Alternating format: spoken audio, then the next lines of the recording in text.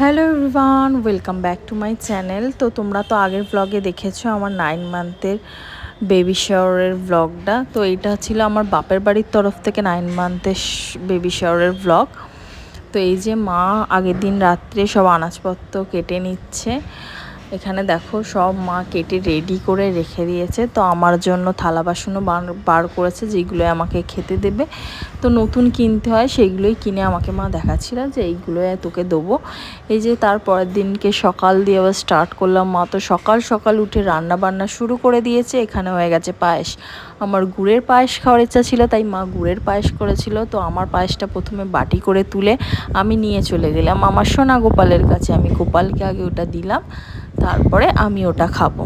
তো আমি ওকে একটু খাইয়েও দিলাম। তো এই যে দেখতেই পাচ্ছ আমার গোপালকে সুন্দর করে সাজিয়ে দিয়েছিলাম স্নান টান করিয়ে। কেমন লাগছিল বলো তোমরা অবশ্যই। তো এখানে মা একটু হরি ঠাকুরের পুজো দিয়েছিল, তো সেই বাতাসাটাই আমাকে খাইয়ে দিচ্ছিল সকালবেলায়, আর একটু হরি ঠাকুরের মাটিও। তো এখানে তো মা এখানে আমার মালা ঘুমসিগুলো তখনই পরিয়ে দিল, বললো যে কাচের মধ্যে কোথায় ভুলে যাব, তো এখনই পরে নে। তো সেইগুলোই মা আমাকে পরিয়ে দিচ্ছিল, নোয়া মালা ঘুমসি যেগুলো পরতে হয় সাদে। তো এখানে দেখো মা সব ফলারের জন্য জোগাড় করে নিয়েছে, দই মিষ্টি রকমের। তো মা একটু খাইয়েও দিল কাজের ফাঁকে। তো এটাই সকালবেলার আমার খাবার বলতে পারো, জল খাবার। তো এটাই খেতে হয় আমাকে আজকের দিনে। তো এইটা দিয়ে মা চলে গেল আবার রান্নাঘরে রান্না করতে। এই যে আমি তো ওইটা আস্তে আস্তে বসে বসে খেলাম, সব মিষ্টি খেতে পারিনি। তারপরে আমাদের শ্বশুরবাড়ির লোক, আমার বর, তার দাদু, আমার দেওর, এখানে বাপিরা সবাই খাচ্ছিল। ওরা এসে টিফিন করলো। এখানে মায়েরা তো রান্নাঘরে জোর কদমে লেগে গেছে রান্না বান্না করার জন্য। তো এখানে আমিও তার ফাঁকে তৈরি হয়ে নিলাম, ভালো করে সেজে গুজে নিলাম। তো ভাইকে বললাম চল কটা ছবি তুলে দে আমার। প্রথমে তো এই যে রনও এসে গেছে, দেখতেই পাচ্ছ। প্রথমে আমার সোনা গোপালকে নিয়ে কয়েকটা ছবি তুলে নিয়েছিলাম, তারপরে বাইরে গিয়ে সবার সাথে ছবি তুলেছি। দেখো এখানে বাইরে বেরিয়ে আমি ছবি তুলছি আর হাসাহাসি করছি। তো এখানে তো খুব ছবি তুললাম, তো আমার ভালোও লাগছিল।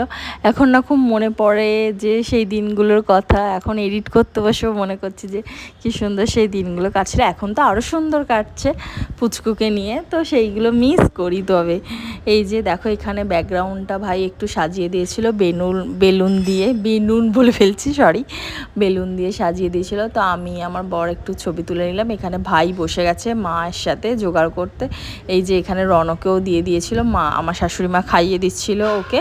তো আমারও দেখো থালা সাজিয়ে দিয়েছে মা, একটু আমায় ধরে দেবে, খাইয়ে দেবে, তারপরে আমি খাওয়া শুরু করব। তো এখানে মা চলে এসছে একটু পায়েস খাইয়ে দেওয়ার জন্য। গুড়ের পায়েসটা এত টেস্টি হয়েছিল, মানে দারুণ হয়েছিল। পায়েসটা আমি খুব ভালো খেয়েছিলাম তখন।